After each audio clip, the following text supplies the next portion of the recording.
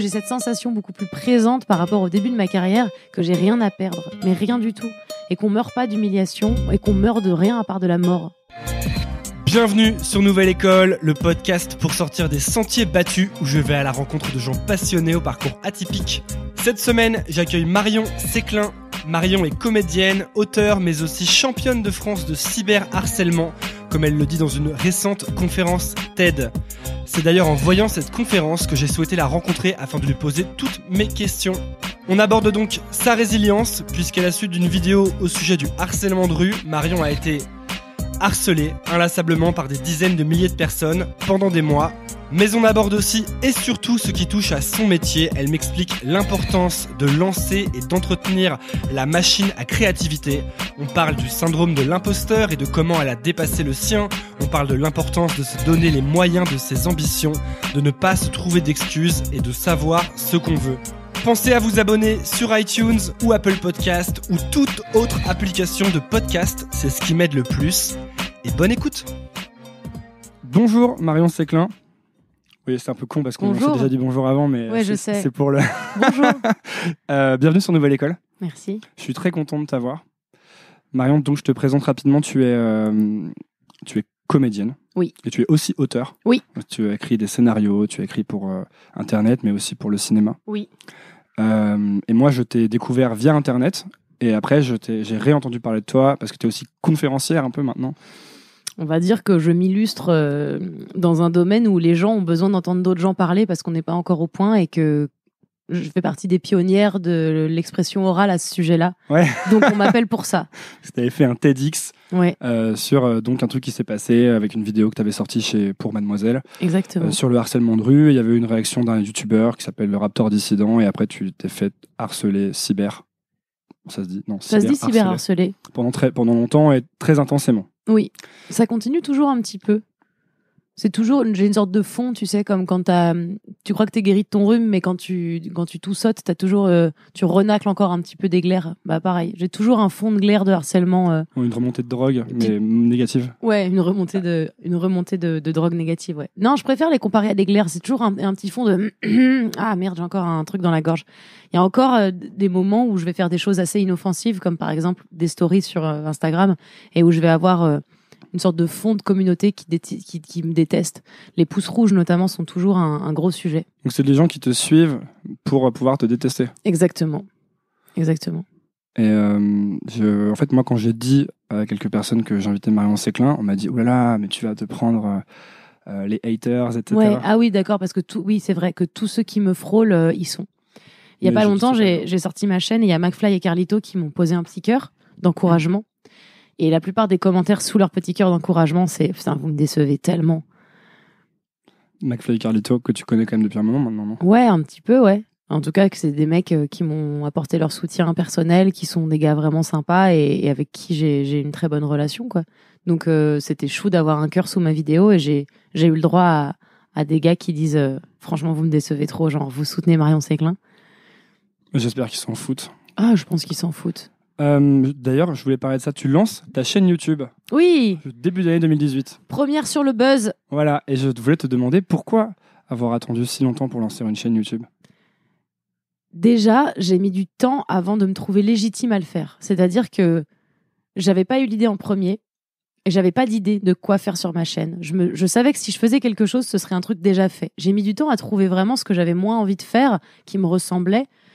Que j'ai commencé à développer sur Mademoiselle beaucoup. Et je me disais aussi, j'aime bien Mademoiselle parce que je le fais pour des gens qui sont déjà là et qui viennent chercher un contenu. Donc mon contenu vient compléter un truc qu'ils viennent rechercher. Tu veux du divertissement, tu vas trouver un tuto coiffure, une vidéo sur le féminisme, une vidéo MacGyver, et puis tu vois, voilà, t'auras un truc complet. Et je me disais, mais qui suis-je pour ouvrir ma chaîne et dire aux gens, intéressez-vous à moi. Et en fait, il y avait un truc mis de peur que j'expliquais par une sorte d'humilité qui était assez fausse finalement. Je faisais genre, non, mais attends, qui je suis pour ouvrir ma chaîne ? Enfin, les gens vont pas être intéressés par moi. C'est quand même sacrément orgueilleux d'imaginer que. Puis en fait, c'était juste que j'étais pas prête du tout. Ensuite, il y a eu ma petite aventure et j'ai plus envie du tout. Je me suis dit, bah, je vais pas. C'est horrible de dire ça. Je vais pas donner le bâton pour me faire battre, mais en fait, c'était devenu ça, quoi. Respirer était donner le bâton pour me faire battre. Donc, j'ai essayé de la jouer profil bas, en tout cas autant que je pouvais.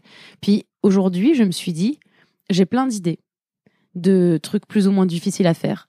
Je m'en fiche de les faire avec des moyens nuls. C'est-à-dire que ça y est, j'ai fait ma place sur Internet. J'ai le droit de faire ce que je veux sur Internet. J'ai le droit de demander la permission à personne. Et il y a des gens qui seraient ravis de savoir ce que je fais sur Internet. Et surtout, j'en ai marre d'attendre après des grandes entreprises ou d'autres gens pour faire ce que j'ai envie de faire. Il y a des vidéos qui nécessitent un face caméra, des vidéos qui nécessitent des chants contre chants. Et je me disais, je m'en fous, je vais les faire. En fait, j'avais besoin de relancer ma machine à créativité. Et donc, je me disais, il faut que je lance des vidéos. Parce que comme ça, j'aurais des idées. Et d'idée en idée, j'aurais d'autres idées. Et c'est vraiment plus pour les mêmes enjeux. Je fais plus une chaîne YouTube parce que je me dis je veux devenir youtubeuse et j'ai envie de gagner ma vie comme ça. Je fais une chaîne YouTube parce que j'ai envie de mettre mes idées quelque part. Tu vois ? Donc tu poursuis plus le résultat, mais le truc que tu fais tous les jours, en fait. Exactement. C'est juste ça. C'est devenu... C'est ça qui fait que tu te donnes l'autorisation ? Ouais, je crois. C'est le fait de plus me dire j'ai un but avec cette chaîne. Mon seul but avec cette chaîne, c'est de créer des trucs. Je m'en fiche du nombre d'abonnés que j'ai. Mais vraiment, c'est-à-dire que c'est trop bien. Je vois les gens s'abonnent et je suis trop ravie. Mais c'est pas ça le but de mes soucis. J'ai pas envie de gagner ma vie avec. C'est-à-dire que je fais pas ça pour la YouTube Money, sachant qu'en plus, j'ai décidé d'être un peu vulgaire dans mes vidéos. Donc, il y a de très fortes chances que je sois pas souvent monétisée. Parce que quand tu dis des vulgarités, tu n'es pas monétisé sur YouTube ? C'est plus difficile. Là, ils ont changé depuis l'histoire de Logan Paul, ils ont changé de politique de monétisation. Donc maintenant, si tu veux... on va dire ils sont très touchy sur plein de trucs. Et en fait, je me suis juste dit, j'ai plein d'idées et ce serait facile à faire et ça me ferait rire de le faire et j'ai décidé de me faire rire aussi. Et il y a aussi le fait que comme mes vidéos sont beaucoup signalées par des personnes qui me détestent, de toute façon, l'algorithme ne jouera pas en ma faveur. Donc je le fais plus pour le résultat, je le fais juste pour le faire. Je le fais parce que j'ai envie de le faire, parce que j'ai des idées, parce que j'ai des gens avec qui j'ai envie de bosser, parce que j'ai envie d'être le moteur de quelque chose et que j'ai envie de relancer ce truc-là. Quand j'ai été à la télé sur France 2, pendant 4 mois seulement, j'ai été en quotidienne, j'avais tous les jours une nouvelle idée.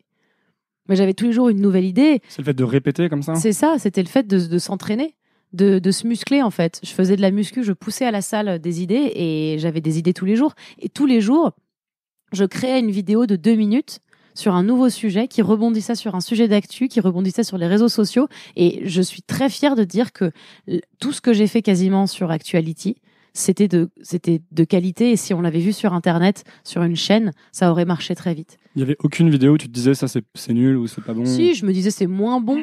Mais j'étais surtout hyper fière en fait. Parce que tous les jours, j'avais une nouvelle idée. Tous les jours, j'avais comme un nouveau concept. Comme si je disais, il s'est passé ça sur les réseaux sociaux, du coup, moi, j'ai essayé un truc comme ça. Et c'était fou de voir que tous les jours, 5 jours sur 7, j'avais une nouvelle idée. Et ensuite, une fois que tu faisais plus ça, une fois qu'il y a eu tous tes soucis en ligne, tu as perdu cette créativité ? Non, parce que j'ai commencé sur France 2, j'avais déjà mes soucis en ligne. Mais on va dire que quand j'ai plus d'employeurs qui me poussaient au cul en me disant, en fait, je te paye pour faire des choses, j'étais là, je fais rien. C'était devenu, on t'embauche, donc tu le fais. Mais je le faisais plus pour moi, je le faisais plus vraiment parce que ça me faisait plaisir. J'en avais des idées, sauf que j'avais une sorte de hiérarchie dans ma tête. Les petites idées pour faire des petites vidéos, c'est de la merde, on n'en parle pas. Et les grandes idées pour faire des grandes séries, là, on peut en parler. Tu vois ce que je veux dire ? Tu veux dire que tu te mettais la pression sur le... Voilà. C'est-à-dire que je développais des projets perso, mais ça devait être des beaux projets, des grands projets. Ça devait être des projets de long métrage, des projets de séries, des projets de programmes courts. C'était pas juste une petite vidéo de ci, de là. Là, j'ai décidé que quelle que soit la vidéo que j'ai envie de faire, sur ma chaîne, je peux la faire. Et j'ai à attendre personne. En fait, là, tu reprends un genre d'esprit d'amateur, un peu, en quelque sorte, c'est ça ? Ouais. Tu t'enlèves toutes les pressions de il faut que ce soit moderne parce que j'arrive tard, il faut que ce soit nouveau parce que j'arrive tard, il faut que ce soit intéressant parce que je m'enlève tout ça. Je m'enlève même la pression que je me mettais en étant sur Mademoiselle, c'est-à-dire la censure que j'avais tendance à me mettre parce qu'il fallait que je blesse personne. Maintenant, je m'en fous, en fait. S'il faut blesser des gens, si je peux pas faire des blagues sur la Franche-Comté, en fait, je peux pas faire de chaîne. Parce que c'est ça aussi le problème, c'est qu'il y a un moment où je me suis tellement auto-censurée pour essayer d'être inclusive avec tout le monde dans le monde que même les blagues qui sont pas des blagues oppressives sur la Franche-Comté, on parle d'une région française qui est pas oppressée, j'avais plus le droit de les faire. J'ai décidé de m'en foutre et de dire en fait c'est ma chaîne, je fais ce que je veux, c'est chez moi. Si vous n'êtes pas content d'être chez moi, barrez-vous. Et j'ai plus peur aussi de dire ça. Ça y est, maintenant j'ai acheté très cher ma légitimité, tu vois. C'est ce qui t'est arrivé qui a acheté ta légitimité ? Non. Parce que j'allais te dire, c'est intéressant ce que tu dis, parce qu'on, à travers Nouvelle École ou les gens qui écoutent Nouvelle École, je rencontre beaucoup de personnes qui me disent ouais, j'ai envie de me lancer, j'ai envie de faire des vidéos. Excuse-moi, juste une seconde. Vas-y. Je suis désolée. Pas de problème. Qui m'appelle ? Est-ce que c'est... Attends, je vérifie juste que c'est pas ça.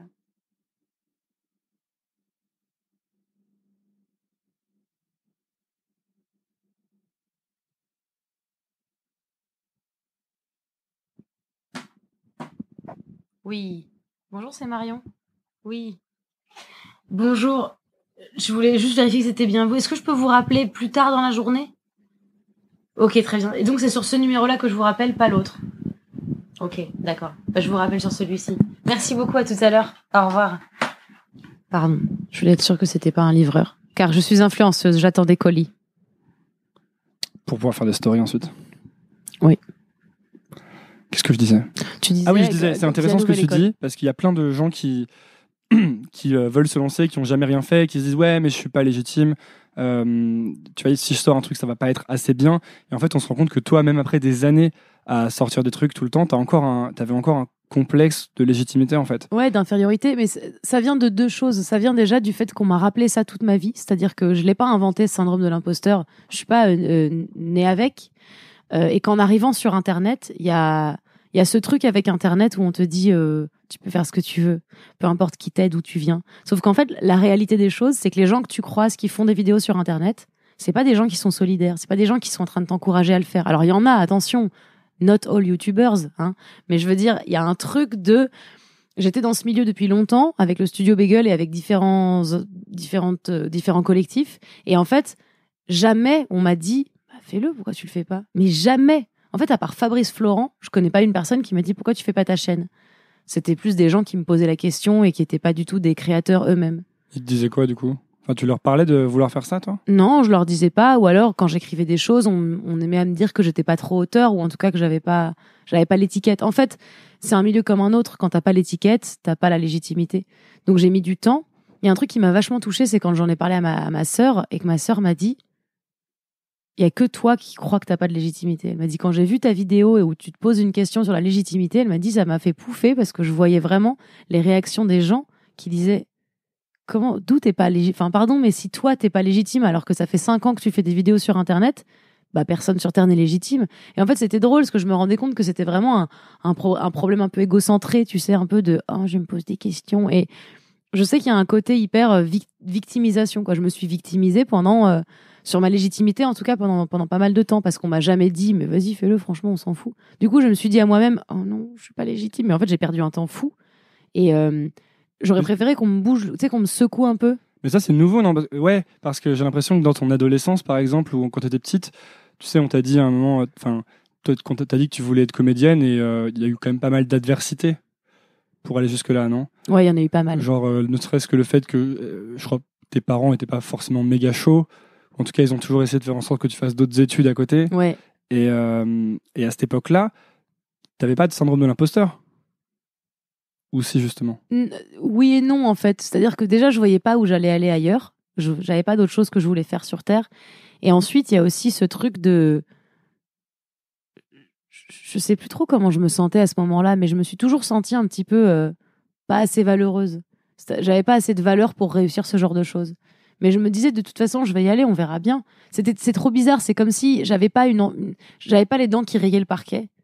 J'étais pas la meuf la plus en avant, celle qui parle le plus fort, celle qui veut attirer le plus l'attention, celle qui est comédienne dans l'âme.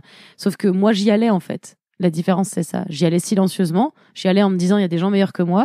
J'y allais en me disant, oh là là, franchement, si un jour je réussis, je serais trop contente. Qu'est-ce qui fait que tu y allais, toi ? Je sais pas. J'étais poussée par une force inexplicable. Vraiment, hein. Je me souviens très bien toute ma vie m'être dit, je dirais pas que je suis comédienne tant que je travaillerai pas en tant que comédienne.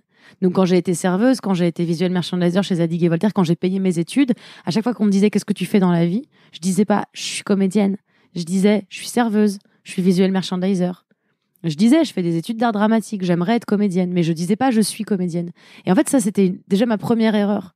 Ma première erreur c'était de pas me donner le titre parce que je l'avais pas le titre, j'avais l'impression de pas le mériter. Donc l'idée c'est de se dire tu veux être une grande comédienne, et ben quand tu te présentes tu dis je suis une grande comédienne. Parce qu'en fait, ça va te convaincre que tu l'es. Moi, j'ai mis du temps à faire non, je ne vais pas dire que je suis comédienne. Enfin, je sers des panachés. Tu veux dire que t'es la première personne à convaincre, c'est ça? Ah ouais, t'es la première personne à convaincre. Et il faut que tu te mettes sacrément, faut que t'aies sacrément confiance en toi et que tu te dises, mais je vaux tellement le coup. Je pense pas que les choses auraient été différentes si j'avais plus eu cette sensation-là. Mais je sais que aujourd'hui, maintenant, je le dis. Par exemple, avant, c'est pareil, quand j'ai été comédienne enfant et que je disais je suis comédienne, et je disais parfois j'écris. Mais c'est pas parfois j'écris, en fait, je suis scénariste et je suis auteur. Et c'est juste, tout est dans le titre que tu te donnes. À partir de quand tu peux dire je suis comédienne ou je suis scénariste, je suis auteur? À partir du moment où tu veux l'être. Tu vois ce que je veux dire? Donc si quelqu'un écoute, par exemple, je te parlais d'une personne tout à l'heure qui veut, par exemple, être... qu'est-ce que je disais? Se lancer. Qui veut se lancer, qui veut être auteur, en fait. En fait, tu peux dire, à partir du moment où tu as décidé je veux être auteur, tu peux dire je suis auteur. Tu peux dire je suis auteur. Faut t'en donner les moyens. Tu peux pas dire je suis auteur et rester ton cul sur ton canapé et dire ah personne me lit. Mais t'es auteur à partir du moment où tu décides d'écrire. T'es auteur à partir du moment où t'y vas et où t'attends pas qu'on vienne te chercher. Parce que j'ai appris aussi un truc avec ces années, c'est que personne t'attend nulle part. Ça n'existe pas quelqu'un qui t'appelle et qui dit oh mon Dieu Marion, c'est toi que j'attendais. Tu croyais que ça existait, ça? Ouais, on y croit toujours. On se dit toujours je vais être repérée. Je vais être repérée, un jour je rencontrerai quelqu'un qui dira t'es l'actrice que je cherchais, t'es la comédienne que je voulais, t'es ça, mais même à titre personnel, dans la vie, personne ne t'attend. Si tu veux quelque chose, il faut un tout petit peu te sortir les doigts du cul. Et c'est ça en fait où j'ai un peu pas de bienveillance vis-à-vis de mon syndrome de l'imposteur, mais où je me dis, je me suis trop regardée, je me suis trop écoutée pendant toutes ces années à me dire est-ce que j'ai le droit, est-ce que je suis légitime. En fait, on voit souvent le syndrome de l'imposteur comme une sorte de fardeau, mais c'est un fardeau qu'on choisit. C'est horriblement cru ce que je dis, mais faut sortir les doigts du cul en fait. C'est vraiment très important. Et moi, quand je vois toutes les années que j'ai passées à me dire je ne suis pas légitime, que faire, d'autres gens sont meilleurs que moi, si j'avais passé ces années-là à dire allez, on arrête de se regarder 2 secondes, on arrête de pleurer sur son sort et on va le faire et on verra une fois qu'on l'aura fait, je pense que ça m'aurait changé vachement ma perception des choses. Donc je suis très heureuse de lancer ma chaîne aujourd'hui avec ce passé-là, puisque du coup les enjeux sont pas les mêmes.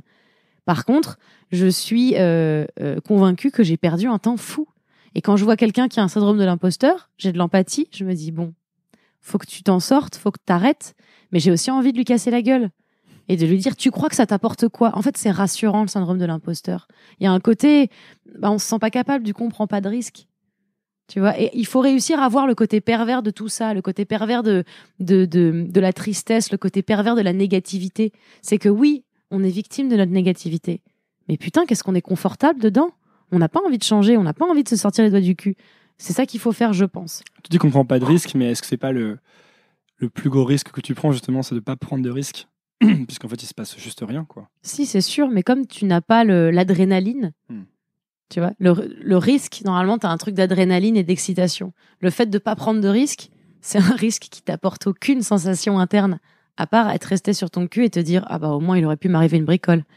Tu dis que tu as perdu du temps, mais si ça se trouve, tu n'as pas perdu de temps, parce que peut-être qu'il fallait ces années à perdre du temps pour maintenant te dire oh là là, je ne veux plus jamais perdre de temps. Je pense, c'est sûr, c'est évident. C'est peut-être la même chose pour les gens qui ont actuellement le syndrome de l'imposteur. Alors après, je trouve que c'est un peu facile comme solution, parce qu'il y a un peu un côté, du coup, oui. Je fous rien. Tout arrive pour une raison, ouais. Et j'attends mon moment, ouais.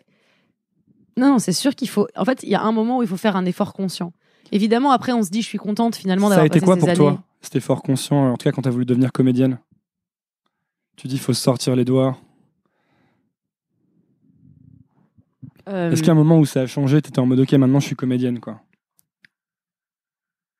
Non, c'est très récent en fait. C'est-à-dire que j'ai fait le métier de comédienne et cette espèce de sensation que je l'avais mérité, que j'avais bossé, c'est que très récent que je l'ai. C'est depuis pas très longtemps. C'est que très récent que je l'ai, ça veut rien dire. C'est récent que j'ai ce sentiment de l'avoir mérité. Mais c'est parce que j'ai dû faire un travail sur moi-même fou en fait. Je me suis laissée vachement guider par tout le début de ma carrière et de ma vie, en me disant je rencontre les bonnes personnes, je suis quelqu'un de poli, je suis quelqu'un de professionnel et je suis quelqu'un de travailleur. Donc j'ai pas eu de problème particulièrement dans le début de ma carrière. Mais tout ce que j'ai réussi à faire, j'avais l'impression de le devoir à quelqu'un d'autre. Et un jour, ça m'a énervée. Je me suis dit c'est pas vrai en fait. Oui, j'ai rencontré les bonnes personnes. Est-ce qu'on te fait sentir ça ou pas? Non, c'est moi toute seule. Ça va avec le syndrome de l'imposteur. C'est pas grâce à moi, c'est grâce à machin, il m'a pris sous son aile. C'est grâce à truc. Non, excusez-moi. En fait, le fait de savoir jouer, c'est parce que j'ai fait une école d'art dramatique, que j'ai payé, que j'ai travaillé et que je sais jouer. Alors oui, quelqu'un m'a mis au bon endroit. Mais ça n'existe pas, les gens qui réussissent tout seuls de toute façon. Donc je vais pas mentir, il y a des gens qui m'ont aidé. Mais maintenant, je sais que je leur dois pas qu'à eux. Tu sais, tu peux être aidé par 1000 personnes. Si t'as pas de talent, t'as pas de talent. Hein. Ça marche pas à tous les coups, mais souvent, c'est ça. Tu crois que c'est important de se dire ça, justement, le plus souvent possible? Genre, ce que j'ai, je le mérite, etc. Il faut être conscient. Il n'y a qu'un seul secret dans le monde, c'est le travail. Alors, Parce que là, tu parlais de talent juste avant. Tu dis quand t'as pas de talent, tu réussis pas. Oui, mais pour moi, le talent, ça se travaille aussi. C'est-à-dire que tu peux pas juste naître et être bon. Ça n'existe pas. Ça existe. Il y a des gens qui sont meilleurs que d'autres. Évidemment, il y en a qui ont plus de capacités que d'autres. Moi, j'ai une bonne mémoire. Je l'ai eu. Voilà, c'est comme ça. Il y a des gens qui font 2 mètres. C'est plus facile pour jouer au basket, mais ça, voilà, c'est des prédispositions. Il y a des prédispositions, évidemment. Mais il y a un truc qui se travaille vraiment. Et le travail et le talent, ça vient un peu ensemble, en fait. T'as des gens qui vont bosser toute leur vie et qui n'auront jamais vraiment de talent. Mais en général, quand t'as la facilité et le travail, il n'y a pas de raison, en fait, que ça fonctionne pas. Ouais, mais du coup, il y a plein de gens qui l'envie d'y aller aussi. L'envie d'y aller? Bah, il faut avoir un peu envie d'y aller. Si tu te trouves victime de tout, regarde par exemple, je suis une fille très grande. J'ai beaucoup été refusée au cinéma parce que je suis une fille de grande taille. Et que les mecs, dans le cinéma français, ils sont petits. Et comme c'est souvent eux les mecs principaux, enfin les personnages principaux, les mecs, bah on va pas embaucher une comédienne de 2 mètres. Je fais pas 2 mètres, je fais 1m75. Mais c'est déjà beaucoup plus que la plupart des acteurs français. J'ai été refusée à des castings, à la télé, à des fictions, des trucs que j'aurais tellement aimé faire. Depuis que j'ai 16 ans, je suis refusée parce que je suis grande. Est-ce que je vais chialer sur ma taille tous les jours en me disant non, je suis trop grande, c'est horrible? Je peux, effectivement, si je me cherche des excuses. Mais j'ai décidé de me dire c'est pas grave, j'écrirai des fictions dans lesquelles les personnages principaux, ce sera moi. Du coup, c'est moi qui embaucherai des acteurs qui seront grands ou petits, ou ce sera mon choix. Tu prends en main le truc, quoi. Ouais, c'est ça. C'est juste décider d'être à un moment un peu comprendre que tu as un impact vraiment. Et le talent, le travail, c'est des choses qui se bossent. Tu vois ce que je veux dire? Même la manière de bosser. Être pas trop dur avec toi-même aussi, c'est ça qui est important. Moi, je suis entourée de plein de gens qui me disent qu'ils sont jamais satisfaits de leur travail. Toi, t'es satisfaite? Ça m'arrive de pas l'être, mais je sais que le mieux est l'ennemi du bien.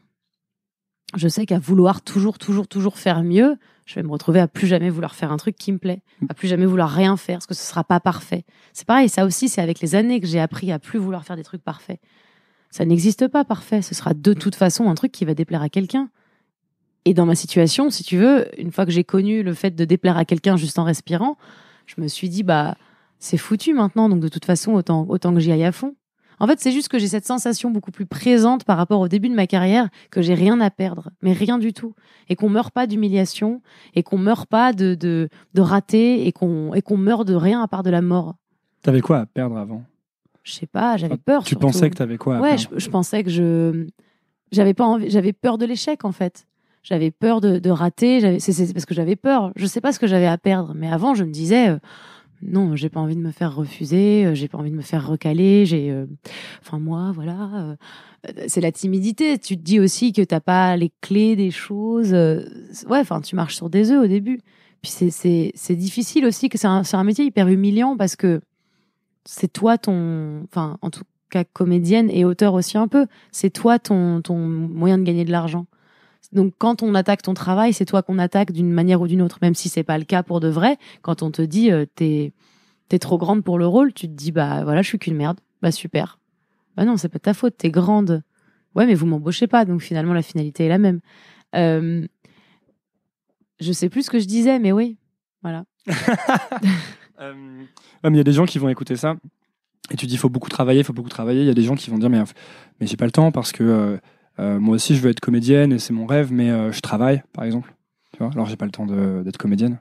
Bah alors déjà j'ai une excellente nouvelle, c'est quand on veut on arrête de se trouver des excuses, parce que je me suis trouvé des excuses pendant longtemps. J'ai fait mon école d'art dramatique que j'ai payée, donc j'étais serveuse 39 heures à côté de mes cours.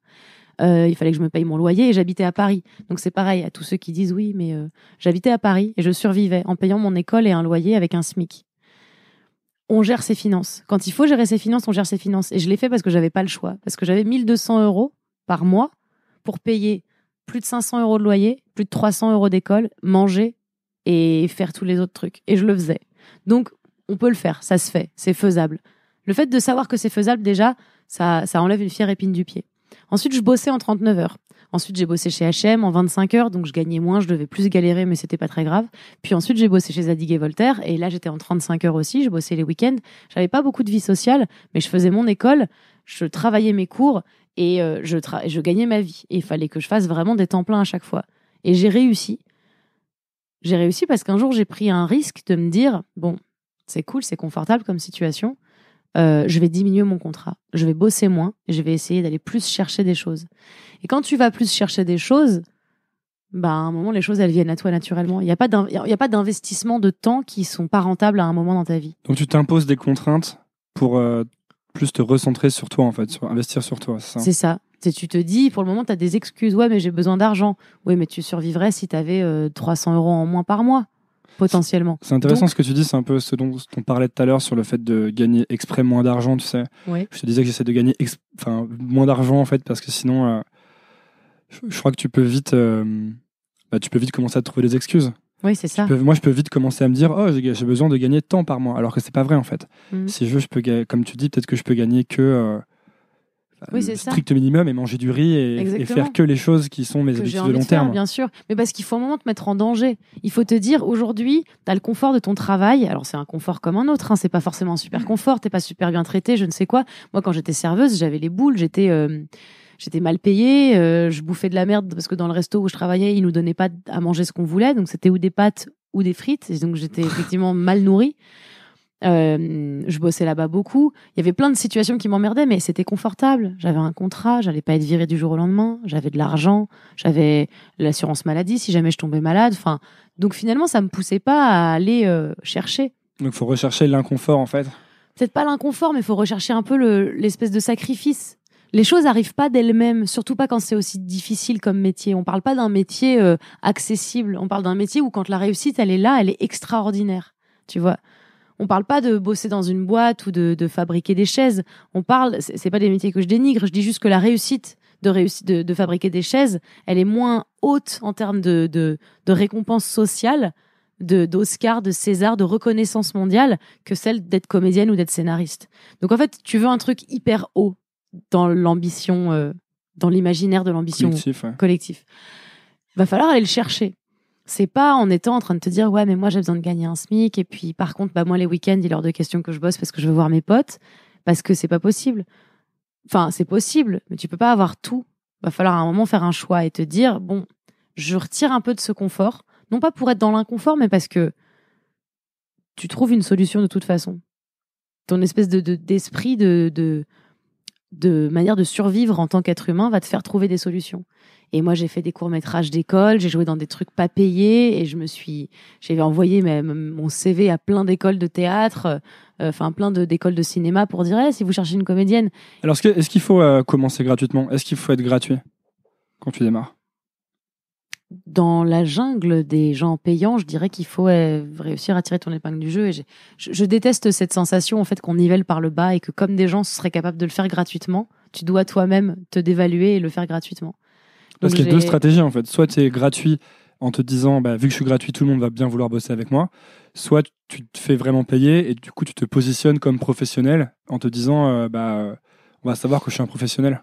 L'idée, c'est pas de te vendre gratuitement, c'est plus d'aller bosser avec des gens sur l'échange. Par exemple, quand j'ai commencé à faire des photos de mannequins, j'avais besoin qu'un photographe prenne des photos de moi au début. Donc autant ma performance était gratuite, autant la sienne était gratuite. Donc j'avais pas l'impression d'évaluer mon métier en disant j'ai fait des photos gratuites. C'était juste, j'ai besoin d'images de moi et toi t'as besoin de prendre quelqu'un en photo. On va se rendre ce service-là. Et c'est pareil quand tu fais un court-métrage d'une école de cinéma, c'est pas des gens qui sont payés. Donc ils vont pas c'est des trucs à but non lucratif. Pour moi, il faut qu'à un moment, tu sois prête à être dans une démarche de but à but non lucratif et te dire, pour avoir une sorte de premier pas dedans, il faut que je passe du temps à essayer d'avoir des images de moi. Moi, j'ai eu des photos de moi d'abord. Ensuite, j'ai ouvert un book sur un site qui s'appelle book.fr que je payais tous les ans. C'était un site payant. Et de là, j'avais des photographes qui me contactaient. J'ai commencé à gagner ma vie en étant mannequin. J'ai commencé à intégrer des agences aussi. Donc, en fait, j'ai dû d'abord commencer avec l'échange. Tu t'es jamais dit, en fait, t'as jamais douté à te dire, mais enfin, je me suis gouré, je devrais pas être comédienne et je devrais retourner faire autre chose? Non, jamais. Je me suis jamais dit je me suis gourée ou je me suis jamais dit je suis au mauvais endroit, mais je me suis toujours dit, et quand bien même je me serais gourée, je vois pas ce que je peux foutre d'autre. J'avais rien envie de faire d'autre en fait. J'avais pas la même envie, j'avais pas le même désir, l'espèce de petite chaleur dans le bas-ventre, celle où tu te dis genre c'est tellement ça que je veux faire dans ma vie. Ça, c'est ce que tu ressens quand tu joues. Ah, c'est ce que je ressens quand je joue, quand juste je réfléchis à jouer, quand je pense à jouer, quand je prépare un texte, quand j'écris, c'est ce que je réfléchis à chaque fois en fait. C'est quand je me réveille le matin avec la joie ultime de me dire c'est ce métier que je fais. Et en fait, je pourrais faire 1000 autres choses parce que je suis passionnée par plein de trucs, je suis très curieuse. Mais ce serait jamais avec la même sensation. Donc tant que je peux faire ça avec cette sensation, tant que je suis pas usée jusqu'à la sève, je continuerai à faire ça, c'est sûr. D'ailleurs, tu parlais de reconnaissance. La reconnaissance, c'est un des trucs qui te motive. Ah oui. Moi, je suis un gros bébé en fait avec la reconnaissance. Déjà, j'ai besoin de reconnaissance de l'autorité, de ce qui fait foi d'autorité. Genre les Césars. Non, parce que oui, les récompenses reconnues par, mais plus genre mes parents, tu sais. Genre, c'est vraiment con, hein, c'est vraiment. D'ailleurs, ils en sont où tes parents par rapport à, puisqu'ils étaient pas méga chauds Eh ben, ils m'ont vu à la télé, donc ça va. Non, je rigole. Si, c'est vrai. Pour la plupart d'entre eux, je dis la plupart d'entre eux comme si c'était 18. Mais pour mon grand-père, par exemple, le fait de me voir à la télévision, ça a fait un truc ok, elle fait un vrai métier. Il y a encore ce pouvoir des trucs établis, comme si ton nom passe dans la presse, dans Le Monde, par exemple. Ouais, c'est ça. Tout le monde va dire, ouais, là, il est sérieux. Mon grand-père écoute France Inter, et quand il parle de moi sur France Inter, il m'envoie un texto en disant, alors, de telle heure à telle heure, on a parlé de toi sur France Inter. Alors que tu peux avoir 100 millions de vues sur YouTube, oui. Il y a peut-être 10 000 personnes qui écoutent ou France alors Inter. que genre j'ai fait un TED, par exemple, tu vois. Ouais. Moi, je trouve ça drôle. Donc déjà, il y a un truc d'échelle qui fait que mes parents se rendent compte que j'ai réussi et que je mène ma barque. Et ils sont super fiers aujourd'hui. Donc il y a un côté validation quand tu prouves que... Mais je pense qu'en fait, le pire, c'est qu'ils se rendent pas du tout compte de tout ce qu'ils m'ont fait. C'est-à-dire que je peux pas les porter responsables de tout ce qu'ils m'ont dit et de tous les bâtons qu'ils m'ont mis dans les roues. Parce que eux, à tous les moments où ils l'ont fait pour mon bien. Je crois que j'ai eu la chance une fois de dire à ma mère que je la trouvais pas encourageante à chaque fois que je faisais quelque chose et que ça me faisait chier. Et elle m'a dit qu'elle était vraiment désolée et que c'était pas du tout ce qu'elle voulait faire. Je sais que c'était pas ce qu'ils voulaient faire, ni l'un ni l'autre. Que leur but c'était pas que je rate ou que c'était pas que j'arrête de faire ce métier-là. Que leur but c'était de me protéger, de faire en sorte que je fasse attention. Mais le problème, c'est que finalement, ils ont quand même un peu chié, ils ont un peu fait l'inverse. Mais du coup, aujourd'hui, ils sont fiers, mais eux, ils se rendent pas compte de la différence entre ce qu'ils ont... Entre la manière dont ils m'ont élevé et ma réussite aujourd'hui, eux, ils se disent c'est normal, on a été des parents cool. Et j'ai envie de leur faire les cocos. Ouais, bof. Je pense que c'est un problème pour beaucoup de gens, c'est que souvent les parents vont être une force négative sur les choses que tu veux réussir parce qu'ils ont peur pour toi et qu'ils veulent ta sécurité. Oui. Et en fait, c'est un dilemme hyper difficile à résoudre, quoi, parce que pour réussir, il faut te déplaire à tes parents au départ. Oui. Pour avoir peut-être ensuite la chance de finir par leur plaire. Ouais. Il y a beaucoup de gens qui me parlent de ça, tu vois, que leurs parents veulent pas, quoi. Ils me disent, par exemple, là, j'ai une copine qui hésite à se lancer à écrire en freelance et elle a fait l'erreur ultime d'en parler à sa mère. Et sa mère lui dit mais tu vas jamais réussir, c'est hyper compliqué, tu pourras jamais gagner ta vie, va plutôt prendre un boulot, tu vois. Et ça, je pense que c'est un problème que beaucoup de gens ont, quoi. Je crois que le vrai problème que les gens ont, et en tout cas que les parents ont, et si jamais les gens qui nous écoutent, il y en a un qui va devenir parent dans pas longtemps, ne faites jamais ça à vos enfants. Oubliez jamais de vouloir le meilleur des gens que vous aimez. C'est-à-dire que je comprends que ce soit inquiétant que ta fille, elle veuille se lancer en freelance un jour et que tu as peur pour elle. Mais la vraie réponse, c'est si ça te rend heureuse, vas-y. Et j'aimerais trop que tous les parents du monde oublient leur inquiétude de connard et décident de dire à leurs enfants, si ça te rend heureuse, vas-y. On avisera, en fait. On avisera. Il n'y a pas de moment dans la vie où vraiment tu te dis, j'ai voulu être comédienne et j'ai échoué et mes parents m'ont abandonnée. Ça existe, bien sûr. Je dis pas que ça n'existe pas, mais je dis juste, quand tu veux être aimant avec ton enfant, quand tu veux en tout cas avoir un comportement de soutien, vérifie que ça le rend juste heureux et ça serait la base de tout. Si je voulais devenir coiffeuse, par exemple, j'avais beaucoup dans ma famille de condescendance avec les métiers du service, tu sais, les métiers des autres gens. Parce que du côté de ma mère, on faisait des grandes études.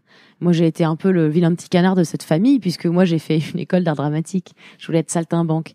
Donc, mon grand-père qui avait fait Polytechnique, il trouvait ça sacrément...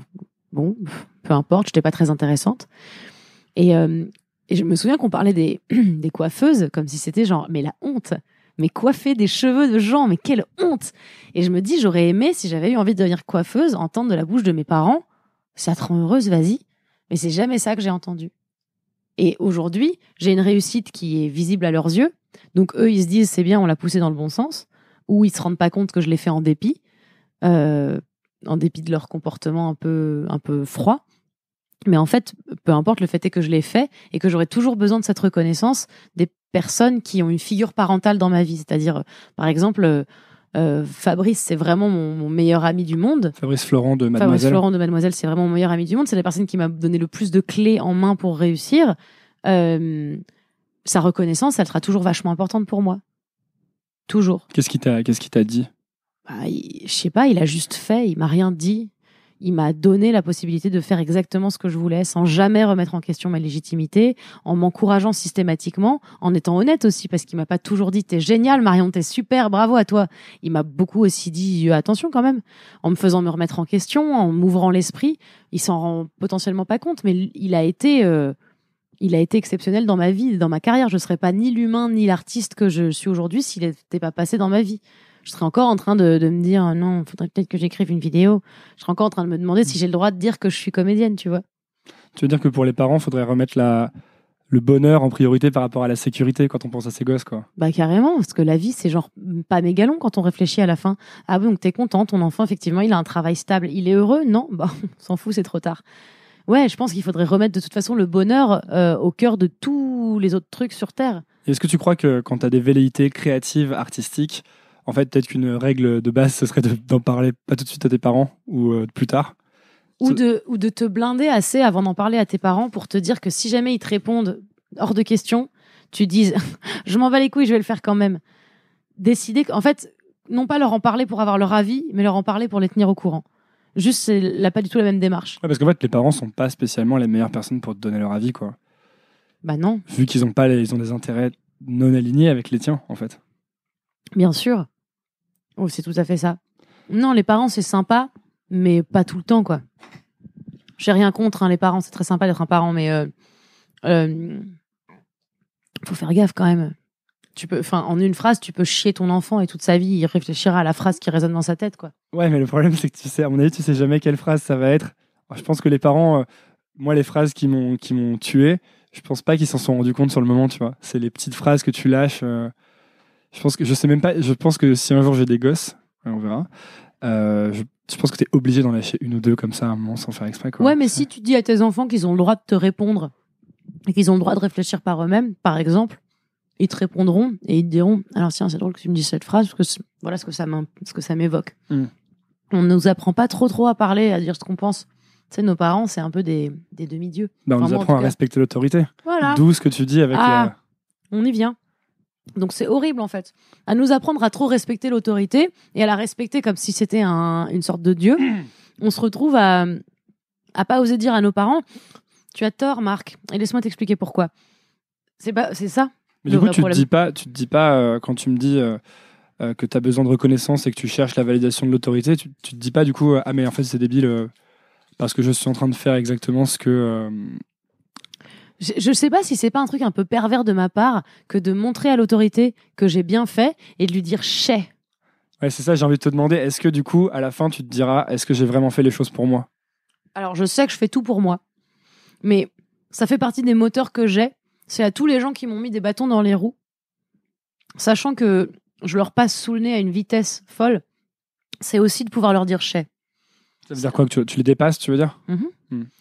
Dans le milieu, par exemple, de mes camarades d'école d'art dramatique, par exemple, qui m'incluaient pas dans les projets, qui trouvaient que je travaillais quand même beaucoup à côté, qui étaient quand même des petits branle-couilles, qui étaient tout financés par leurs parents et qui avaient zéro tolérance quant à ma situation personnelle. Quand je les croise aujourd'hui, quand j'en croise un ou deux, c'est horrible, mais j'ai dans le regard une espèce de satisfaction de dire... Tu te souviens quand j'ai dû prendre la tirade, le monologue de Phèdre, parce que personne voulait faire avec moi la scène de Phèdre? Bah moi, aujourd'hui, j'ai fait mes heures. Ah, ça fait 4 ans que je suis intermittente. Et toi? Et en fait, c'est horrible, c'est un truc de vengeance, mais c'est un moteur comme un autre. C'est un moteur comme un autre de dire à mes parents, vous vous souvenez quand vous m'aidiez pas trop à payer mon école? Ouais, ok. Bah aujourd'hui, en fait, j'ai plus jamais besoin de vous. Tu fonctionnes vachement à l'adversité, en fait. J'ai l'impression que c'est l'adversité qui fonctionne avec moi, plutôt. Moi, en vrai, je suis pas pour. J'aimerais trop que les choses soient faciles et que ce soit cool. Et j'aimerais bien ne pas avoir cet esprit de vengeance. Mais tu crois que tu aurais envie autant de faire les choses? Peut-être pas autant. Parce que même quand j'écoute donc disclaimer, j'ai écouté l'interview de Mademoiselle que j'ai eue en exclu. Et tu racontes que même, enfin, ça se voit à travers ton parcours. À chaque fois, il y a un côté non, tu peux pas le faire ou tu vas pas y arriver. Et toi, tu dis à chaque fois si. Du coup, je vais le faire et je vais y arriver. Et j'ai l'impression que si quelqu'un t'avait dit au départ si, tu peux le faire, peut-être que tu aurais fait ah bon, et que tu serais passé à autre chose. C'est un peu ce que je me disais en t'écoutant, tu vois. Peut-être. Mais c'est sûr, de toute façon, si on commence à réécrire l'histoire, je suis potentiellement rien de ce que je suis aujourd'hui. Donc, évidemment, t'as raison. Si on m'avait dit vraiment, allez, vas-y. Et peut-être qu'en fait, je serais 10 fois plus loin aussi, on sait pas. En fait, je peux pas réécrire l'histoire et te dire que je serais différente. Je suis contente de tous ces trucs qui me sont arrivés. Mais c'est vrai que, sur le coup, il y a des moments où je me dis, c'est pas désagréable de vivre dans la solidarité, dans la sympathie, dans l'amour. Tu vois ce que je veux dire? Si, par exemple, j'avais vécu des années d'école avec des gens beaucoup plus sympas, j'aurais peut-être aussi vécu différemment plein de choses et ça aurait été aussi vachement agréable. Aujourd'hui, je suis dans un monde où je suis beaucoup entourée de gens sympas avec qui je bosse, de gens que j'aime vraiment. J'ai trouvé ma tribu d'êtres humains qui m'entourent et qui sont mes êtres humains préférés. Je suis assez comblée là-dessus et je me dis c'est agréable comme truc. J'ai pas besoin d'adversité. C'est intéressant ça. Comment on trouve sa tribu? Parce que je remarque qu'à chaque fois que quelqu'un commence à réussir, souvent c'est qu'il a aussi réussi à trouver sa tribu, à trouver des gens qui vont l'aider. Toi par exemple, peut-être que c'était Mademoiselle ou Fabrice C'était Florent. totalement Mademoiselle, Fabrice et les nanas de Mademoiselle. Et comment on fait pour... est-ce que c'est pas que de la chance de réussir à trouver sa tribu ou les bonnes personnes en tout cas? Bah, en fait, trouver les bonnes personnes, c'est pareil. C'est trouver les personnes qui veulent ton bien, vraiment. Sans aucune... Enfin, pour moi, les bonnes personnes... Évidemment, j'ai été déçue plein de fois en amitié. Je suis quelqu'un de vraiment très... Je suis 100% tout de suite. C'est-à-dire que tout de suite, t'es mon meilleur ami, on part en Camargue. Et par contre, si tu me déçois, je suis dévastée. Parce que j'imagine qu'a priori, les gens sont gentils. Encore aujourd'hui, quand je donne ma confiance à quelqu'un, c'est parce qu'a priori, tout le monde, il est gentil. Et bah évidemment, je tombe de haut dans plein de cas, mais je me dis c'est pas grave. Au moins, je sais qui sont mes vrais amis et qui sont là. Et ensuite, c'est la différence entre rencontrer des gens qui prennent plaisir à te tirer vers le bas ou à te lancer des petits pics. Et puis t'as ceux qui te jugent pas, ceux qui t'écoutent, ceux qui t'entendent, ceux qui te regardent et ceux qui décident de se dire que quand t'es terriblement à poil et honnête devant eux, ils sont pas en train de faire ah t'es comme ça. Quelqu'un avec qui il y a pas de compétition. Quelqu'un qui est capable d'être, enfin oui, juste de te dire exactement ce qu'il pense et qui veut ton bien. T'as mis longtemps à évacuer ceux qui voulaient pas ton bien ou ça a été Ouais, j'ai mis longtemps à comprendre que ceux qui voulaient pas mon bien ou qui se mettaient en compétition avec moi, il fallait pas que ce soit mes amis. Parce que moi, je veux être gentil, je veux être là, je suis là, non, on a qu'à être copains et tout. Oui, il est un peu comme ça, mais c'est pas grave. Tu vois ce que je veux dire? Je me laissais vachement marcher dessus parce que je me disais, c'est pas grave, c'est pas méchant. Jusqu'au jour où j'ai dit, mais en fait, je crois que ça me gave. Il n'y a rien qui justifie que je sois entourée de gens qui me lancent des pics. C'est-à-dire que tu fais plus de compromis en fait sur les personnes. Non, je fais plus de compromis maintenant. Mais c'est pareil, c'est trop bien pour les relations amoureuses. C'est génial d'avoir ça. Parce que j'ai eu plein de relations amoureuses qui ont été catastrophiques parce que plein de fois, je me disais, bah, ça fait partie du jeu de la relation amoureuse. Il faut que je serre les fesses et voilà. Et en fait, une relation amoureuse dans laquelle t'es pas soutenu, t'es pas aimé autant que tu estimes devoir l'être, barre-toi quoi. Aime-toi assez, en fait. C'est quand j'ai commencé à m'aimer assez que je me suis dit, j'ai pas envie qu'on m'aime comme ça. J'ai pas envie qu'on m'aime comme ça. Comment t'as fait pour t'aimer? Est-ce qu'à un moment, ça a été conscient? Tu t'es dit, faut que je m'aime, là? Ouais, en fait, ça a été conscient quand j'ai commencé à parler d'ego. Quand j'ai commencé à lire des bouquins de développement personnel. Alors vas-y, dis-nous, qu'est-ce que t'as lu? J'ai lu Le pouvoir illimité de Tony Robbins, donc où il parle de PNL. Unlimited Power. Ouais. Je l'ai lu en français car je suis flemmarde. J'ai lu Changer votre vie de je ne sais plus quoi. Hey, elle s'appelle, je sais plus quoi, c'est quoi son prénom? Je l'ai plus. Et j'ai tout un tas de bouquins dessus sur tout ça. Si j'ai lu Think and Grow Rich, réfléchissez. De Napoleon Hill. Ouais. Celui où il dit qu'il faut visualiser ton succès. Ouais, il faut visualiser ton succès. Et ensuite, j'ai lu j'ai lu un magazine qui s'appelle Inexploré, que j'adore, qui est un magazine qui fait des recherches sur tout ce qui, justement, n'est pas, à proprement parler, scientifique. Et il y avait un dossier tout l'été dernier sur la relativité du temps et la manière dont l'intention et la chance, c'était des choses qui se provoquaient. Et j'ai lu ça et j'ai bu les paroles de ça et je me suis dit, j'ai rien à perdre à y croire, en fait. Enfin, j'ai rien à perdre. J'ai envie de croire en ça, en fait, je crois. J'ai choisi de mettre ma croyance dans les choses arrivent parce qu'on veut qu'elles arrivent aussi. Donc, il y a une énorme importance de l'état d'esprit, quoi. Totalement. Il y a des jours où j'ai envie de tuer tout le monde. Donc effectivement, j'ai pas cet état d'esprit-là. Mais la différence aussi, c'est que je me suis rendu compte que si j'avais juste de l'ego, c'était pas comme l'amour propre en fait. Tu vois ce que je veux dire? Le fait de vouloir en imposer parce que le fait de vouloir en imposer parce que c'est toi, le fait de vouloir gagner des situations, de pas te remettre en question, c'est un truc d'ego énorme. Moi, je me remets en question depuis la nuit des temps. Je déconstruis tout ce en quoi je crois. À chaque fois, je me dis, est-ce que ça, c'est comme ça parce que je le perçois comme ça? Est-ce que c'est comme ça parce que on m'a toujours dit que c'était comme ça? Est-ce que les choses sont a priori? Je me pose cette question. Donc déjà, j'ai pas beaucoup d'ego. C'est-à-dire que je suis capable de me remettre en question et quand on me dit, t'as tort, je suis capable de dire, je t'écoute. Peut-être j'ai tort, c'est vrai. Peut-être que j'ai tort, on sait pas. Mais je suis prête à écouter et à voir et à me forger une opinion. Donc déjà, je me suis débarrassée assez tôt de mon ego et de cette manière que je voulais, qu'on a tous de dire non, mais moi j'ai gagné, moi j'ai raison, je suis quand même super quoi. Et ensuite, je me suis dit qu'est-ce qui fait que j'ai pas confiance en moi? Qu'est-ce qui fait que je suis la personne qui me critique le plus et le plus ouvertement du monde? Et qu'est-ce qui fait qu'à chaque fois que je suis dans une situation, j'ai une voix dans ma tête qui me dit t'es nul à chier la merde. Et je me suis dit, c'est parce que je m'apprécie pas énormément. Et tous ces bouquins n'arrêtaient pas de me dire, mais aime-toi un peu, en fait. Aime-toi parce que t'es cool, t'es bien. Tu sais quoi? Au lieu de mettre en avant ce qui va pas chez toi, mets en avant ce qui va chez toi.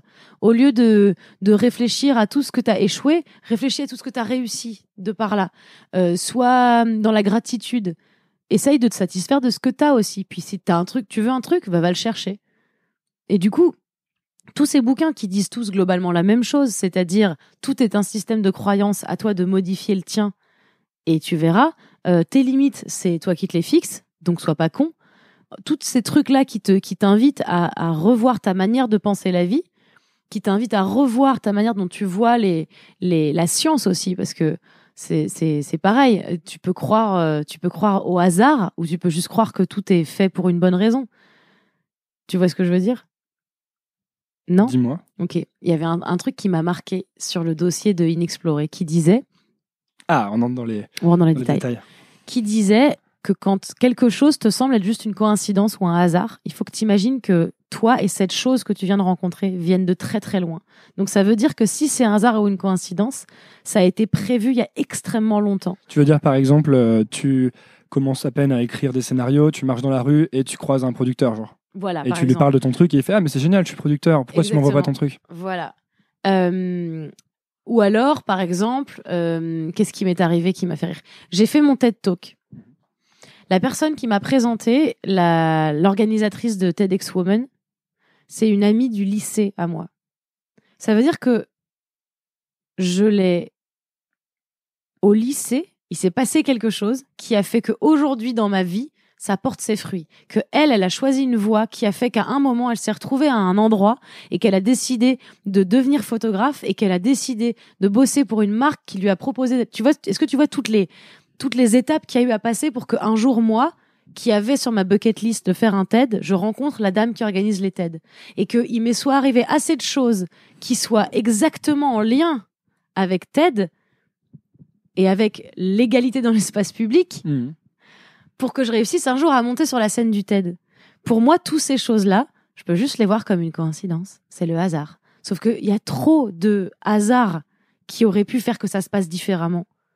Ne serait-ce que par exemple parce que mon amie en question, elle n'a pas vécu en France pendant des années, elle aurait pu ne pas revenir en France. Et je me dis juste, les choses sont faites pour arriver. Ça te dit aussi que tout est à ta portée un peu? Exactement. Et que je suis curieuse de voir à chaque fois où chaque pas va me mener. Me dire, j'ai pris cette décision-là, qui sait ce que ça va devenir? Et j'ai ça écrit à l'intérieur de mes doigts. J'ai try again, fail better, qui veut dire essaye encore, mais échoue mieux. Plein de choses que j'ai faites, de par des échecs, sont devenus des trucs qui sont des réussites. Et si j'avais pas échoué à certains moments, à certains endroits, je serais jamais arrivée là où je suis. Donc c'est juste une manière, en fait, de voir les choses. Au lieu de me dire, la vie est une fatalité qui me tombe dessus et j'ai pas le choix, je préfère me dire, oh là là, tout est arrivé pour une raison. Et ben dans ce cas-là, je vais le retourner en ma faveur. Est-ce qu'il y a des mauvais conseils que tu entends donner à des gens qui sont qui sont comédiennes ou qui veulent devenir comédiens, comédiennes? Sucer des gens connus. Non, c'est pas vrai. J'ai jamais entendu personne dire ça. J'ai pas particulièrement entendu de mauvais conseils, mais j'entends pas forcément les gens donner les bons conseils. Après, c'est très compliqué le truc de conseil, on sait jamais. Moi, j'ai même pas de vrais On conseils à projette donner. toujours un peu. D'ailleurs, c'est intéressant. Tu avais fait une vidéo sur chez Mademoiselle où tu avais traduit en français la chanson Everybody is free to wear sunscreen. Oui. Et là-dedans, il dit bien que les conseils ne sont qu'une projection un côté Ouais. nostalgique Ouais, c'est des ça. choses que tu as vécues, que tu essaies de rendre un peu plus sexy pour les générations suivantes. Exactement, c'est tout à fait ça. Et d'ailleurs, dans cette vidéo, ils disent aussi do one thing every day that scares you. Ouais. Et toi, comment tu fais ça alors du coup maintenant? Parce que je sais que tu avais parlé de cette phrase justement. Ouais, en fait, c'est cette phrase qui m'est revenue. J'étais à Londres et Donc, traduction, fait une chose par jour qui te fasse. qui te fait peur, ouais. Qui te fait peur. Et j'étais dans ma tête en train de. J'ai une très bonne mémoire auditive de tout ce que j'ai entendu. Genre, j'écoute Christophe Maé chez Franprix, je le connais par cœur, c'est très agaçant. Et du coup, j'ai exactement le ton dans ma tête et je marche dans un parc et je fais Do one thing every day that scares you. Et je me fais oh putain, cette chanson, oh mon Dieu, je la réécoute et je fais oh putain, non, c'est ouf. C'est ouf cette histoire. Évidemment, j'en parle à Fabrice qui dit on n'a qu'à faire une vidéo. Et évidemment, c'est Fabrice. Mais tu vois, c'est Fabrice, il est comme ça. C'est lui qui m'a transformé le cerveau. C'est lui qui m'a dit d'un simple j'ai une histoire avec un sachet de thé. Il me fait fais une vidéo. J'ai envie de fais une vidéo. Et voilà, c'est lui qui m'a poussé aussi à transformer mon cerveau et à me dire à chaque fois que j'ai une idée même de merde, à chaque fois que je vis un truc même de merde, à chaque fois que je suis dans une période difficile, j'en fais une vidéo. C'est devenu une déformation professionnelle. Mais bref, donc comment je fais tous les jours un truc qui me fait peur? C'est pas comme ça que je le vois. Je fais pas tous les jours qu'est-ce que j'ai fait qui me faisait peur aujourd'hui? C'est juste ce que j'ai fait, c'est plus quand je vais faire quelque chose, je suis en train d'hésiter, de me dire est-ce que je le fais ou pas quand je suis en face de choix importants ou de décisions importantes. Et là, je me rappelle do one thing every day that scares you et je me dis OK, j'y vais. Ça t'aide à dire oui aux choses, c'est ça? Ça m'aide à dire oui ou à dire non, mais ça m'aide à prendre des vraies décisions. Et aussi à jouer, l'instinct aussi. Je me suis concentrée aussi sur mon instinct beaucoup. Ça veut dire comment tu fais pour sentir l'instinct? En fait, quand t'as une sorte de pressentiment, tu peux lui donner du crédit ou ne pas lui donner du crédit à ton pressentiment et te dire, je sais pas, j'ai senti ça, peut-être que j'ai tort. Peut-être que t'as tort. Si t'es prêt à être surpris plus tard, tu seras surpris plus tard. Mais si sur le coup, tu ressens un truc, ça m'est arrivé d'avoir ça sur des gens, d'avoir des pressentiments horribles et de le dire et qu'on me dise ta gueule et qu'en fait quelques années après tout le monde me fasse ok t'avais raison. Je suis là c'est pas pour rien que je sentais un truc bizarre. En fait maintenant j'ai décidé de me faire un peu confiance à l'instinct. Il y a plein de projets, quand on me les a pitchés j'ai fait oh là là là là ça semble galère et du coup j'ai dit non et en fait je suis très contente d'avoir dit non. Moi j'ai une règle là-dessus, c'est quand t'as un mauvais pressentiment il faut toujours dire non. Et quand t'as un bon pressentiment, il faut pas toujours dire oui. Ça veut pas dire que ça va marcher. En gros, en général, il faut dire non, la plupart du temps. Dis non aux gens. Refuse tout. À quoi t'es devenu Est-ce que t'es devenu meilleur avec le fait de dire non, avec le temps? Je suis devenue meilleure, à me vendre. Je suis devenue meilleure à me vendre et surtout à ne pas vendre mes convictions. Tu vois ce que je veux dire? C'est-à-dire qu'à force de dire non à des projets, un jour, j'ai compris que peu importe la valeur, je l'avais compris vite, mais peu importe la valeur du butin qu'on m'offre, ce qui me coûte le plus cher, ce qui met le plus cher à mes yeux, c'est mes convictions. Donc, par exemple, je ferai jamais quelque chose qui va à l'encontre de ma ligne éditoriale ou qui 2 secondes envoie un message flou à ma communauté. Jamais.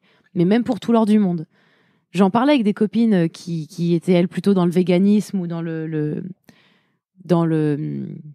zéro déchet, qui sont aussi des sujets où tu t'en prends dans la gueule en fait, parce qu'à partir du moment où tu renvoies aux gens une image que eux ils sont pas parfaits, tu t'en prends dans la gueule. Et je leur disais à combien elles sont vos croyances?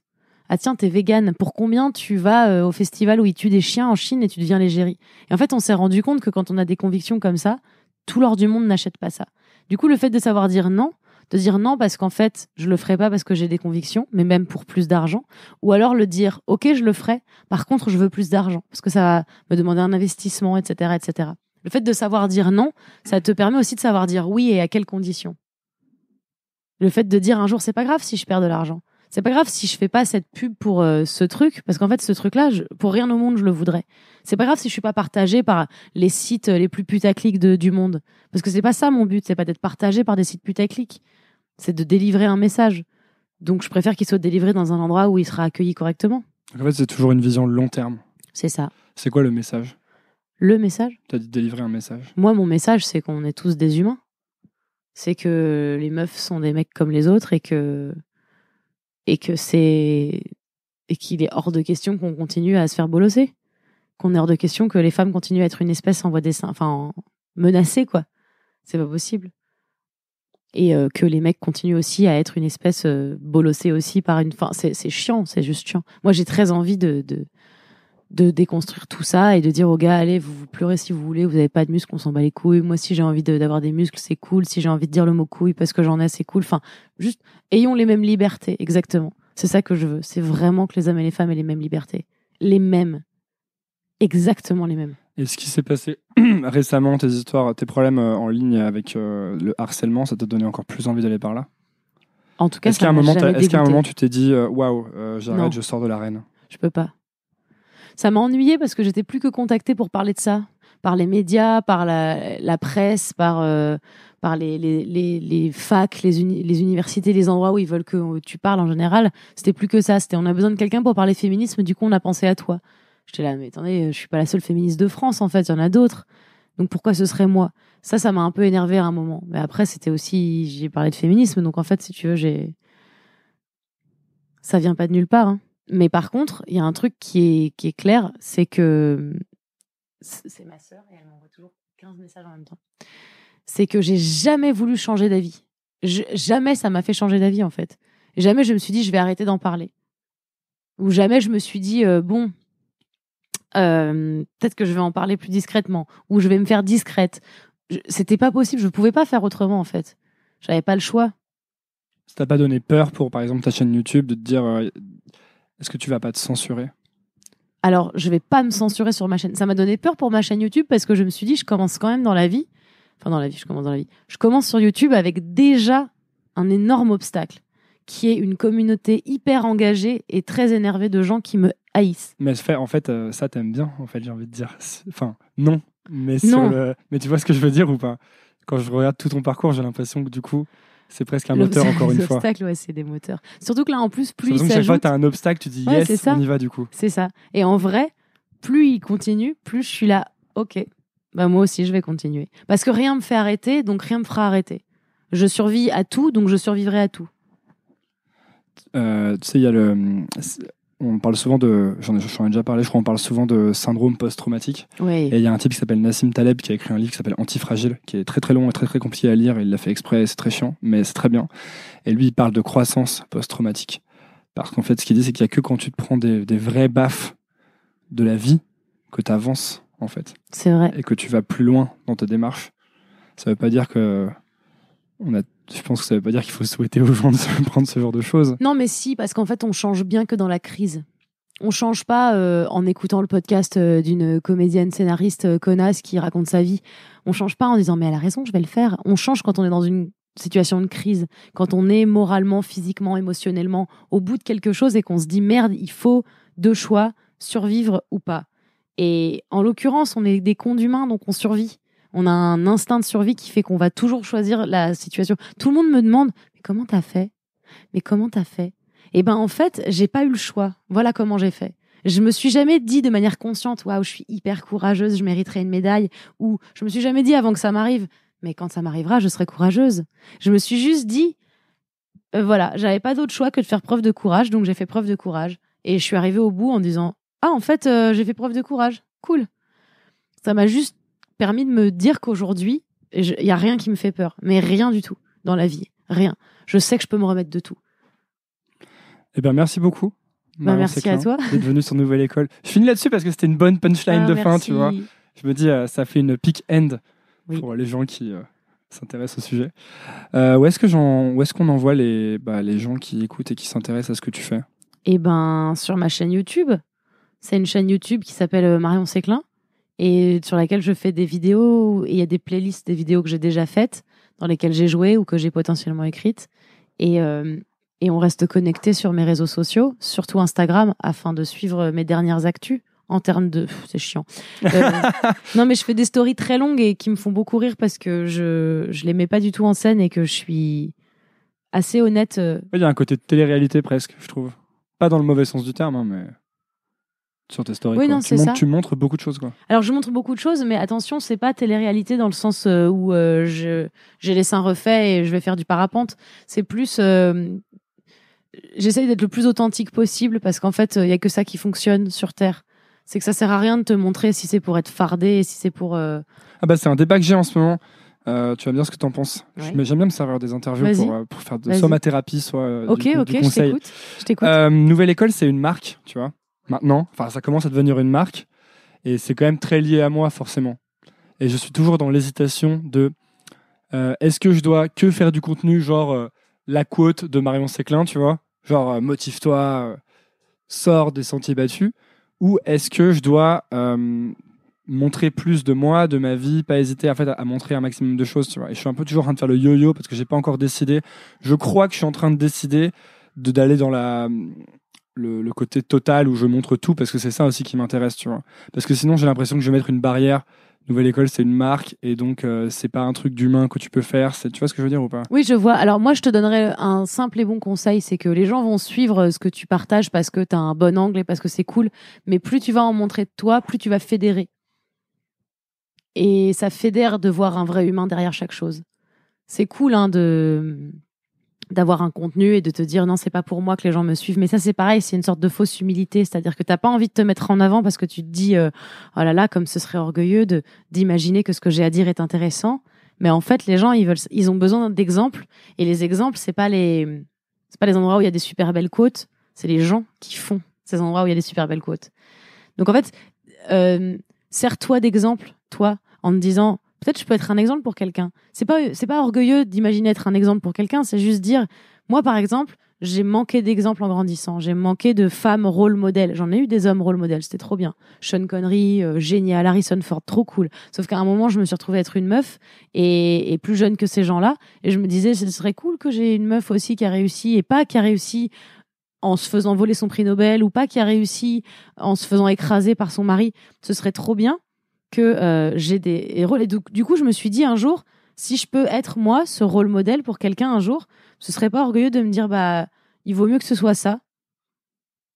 Je serais pas contre. Donc, je pense qu'il faut aussi que tu te dises, moi, ce que j'ai fait, c'est bien, et c'est cool. Et donc, je peux être un modèle pour d'autres gens qui veulent faire des trucs bien. Et partager des messages aussi inspirants sur comment toi, tu t'es lancé, et tout ça, ça va les intéresser. Moi, quand je parle dans ma story de pas de maquillage, de pas savoir me faire une routine beauté, de trucs comme ça, je sais que je donne aux nanas la possibilité de croire que c'est possible aussi d'être une meuf et de pas savoir faire tout ça. Et ça, c'est important. Les gens ont besoin d'exemplarité. D'ailleurs, c'est ce con de Gandhi, qui a pas oublié d'être con, justement, qui disait, c'est pas du tout Gandhi. Si, c'est Gandhi. Gandhi disait... Ah non, vas-y, je te laisse. Dis-moi. L'exemple n'est pas le meilleur moyen, c'est le seul moyen. Il y a une histoire où il y a une femme qui vient voir Gandhi qui traverse l'Inde avec son fils, et elle dit à Gandhi Gandhi, il faut que tu m'aides parce que mon fils n'arrête pas de bouffer du sucre et il devient obèse, un truc comme ça, tu vois. Dis à mon fils d'arrêter de bouffer du sucre. Et Gandhi dit ok, reviens dans 2 semaines. Et la dame retraverse l'Inde et revient avec son fils 2 semaines plus tard, et là Gandhi dit au fils arrête de bouffer du sucre. Et la mère lui dit mais pourquoi vous me l'avez pas dit avant? Il dit avant de pouvoir lui dire, il fallait que j'arrête de bouffer du sucre. Un truc comme ça. Oui, c'est ça. Voilà. Je sais pas si bien raconter l'histoire. Non, mais si, l'histoire est bien racontée, mais c'est ça. En gros, c'est pas tant donner l'exemple parce que tu vas décider d'arrêter de montrer que t'es un être humain normal, c'est juste être l'exemple. C'est cool. Merci beaucoup d'être passé sur Nouvelle École. Merci à toi de m'avoir invité chez moi. Yes. Merci d'avoir écouté. Si ça vous a plu, pensez à vous abonner sur iTunes ou Apple Podcast en cherchant Nouvelle École. C'est la première étape. Ensuite, vous pouvez encore plus m'aider en donnant une note au podcast, 5 étoiles de préférence. Ça se passe dans la section avis de iTunes ou de l'application podcast et ça aide beaucoup Nouvelle École. Vous êtes de plus en plus nombreux à suivre et ça me permet d'améliorer sans cesse le podcast. Merci à tous. Nouvelle École, c'est tous les lundis sans faute à 17h. À la semaine prochaine.